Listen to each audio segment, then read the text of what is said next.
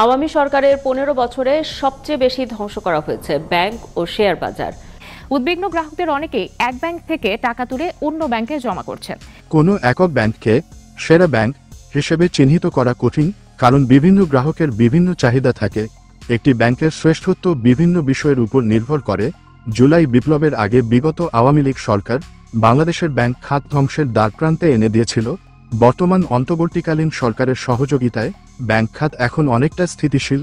আজ 2025 সালের সেরা কয়েকটি ব্যাংকের নাম আপনাদেরকে বলতে যাচ্ছি, যে ইন্ডিকেটরে সেরা: আর্থিক স্থিতিশীলতা, গ্রাহক পরিষেবা, প্রযুক্তির ব্যবহার, সুদের হার ও চার্জ, শাখা ও এটিএম নেটওয়ার্ক, পণ্য ও পরিষেবা, টেকসই ব্যাংকিং। আমরা আজ শুধুমাত্র রাষ্ট্রায়ত্ত ব্যাংকগুলোর মধ্যে কোন ব্যাংকগুলো 2025 সালে সেরা র্যাঙ্কে আছে সেগুলোর তালিকা জানাবো আজ। তবে ভিডিও শুরু করার আগে অনুরোধ, যারা এখনও আমাদের চ্যানেলটি সাবস্ক্রাইব করেনি প্লিজ সাবস্ক্রাইব করুন, আর যারা সাবস্ক্রাইব করেছেন ধন্যবাদ রইল। চলুন জেনে নেওয়া যাক 2025 সালের সেরা ব্যাংকের তালিকা। সরকারি ব্যাংকের মধ্যে সেরা ব্যাংকের তালিকা নাম্বার 1, সোনালী ব্যাংক লিমিটেড। এটি বাংলাদেশের বৃহত্তম রাষ্ট্রায়ত্ত বাণিজ্যিক ব্যাংক।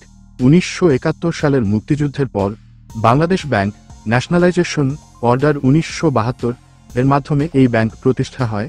এর দীর্ঘ ইতিহাস এবং দেশব্যাপী বিস্তৃত কার্যক্রম এটিকে একটি আস্থা ও নির্ভরযোগ্যতার প্রতীক করে তুলেছে। সোনালী ব্যাংকের দেশব্যাপী সর্বাধিক সংখ্যক শাখা রয়েছে। 2025 সাল শেষে এর শাখা সংখ্যা ছিল 1232টি, যা ইসলামী ব্যাংক 394টি এবং অন্যান্য রাষ্ট্রায়ত্ত ব্যাংক যেমন অগ্রণী ব্যাংক 978টি ও জনতা ব্যাংক 928টি থেকে অনেক বেশি। এই বিস্তৃত নেটওয়ার্কের কারণে দেশের প্রত্যন্ত অঞ্চলেও এই ব্যাংকের সেবা সহজে পাওয়া যায়। নাম্বার 2, জনতা ব্যাংক লিমিটেড। জনতা ব্যাংক বাংলাদেশের অন্যতম বৃহত্তম এবং প্রাচীন রাষ্ট্রায়ত্ত বাণিজ্যিক ব্যাংক।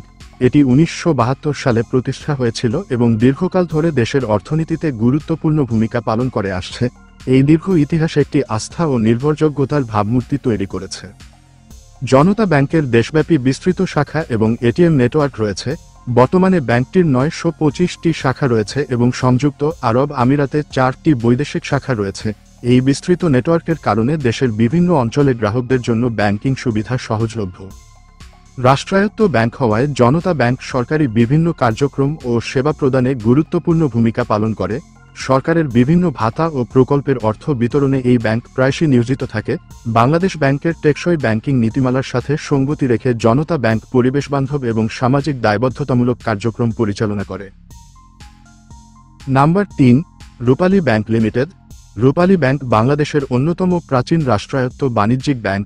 এটি 1972 সালে প্রতিষ্ঠা হয়েছিল এবং দীর্ঘকাল ধরে দেশের অর্থনীতিতে একটি গুরুত্বপূর্ণ ভূমিকা পালন করে আসছে। রাষ্ট্রীয় মালিকানা এটিকে একটি স্থিতিশীল এবং নির্ভরযোগ্য প্রতিষ্ঠানে পরিণত করেছে।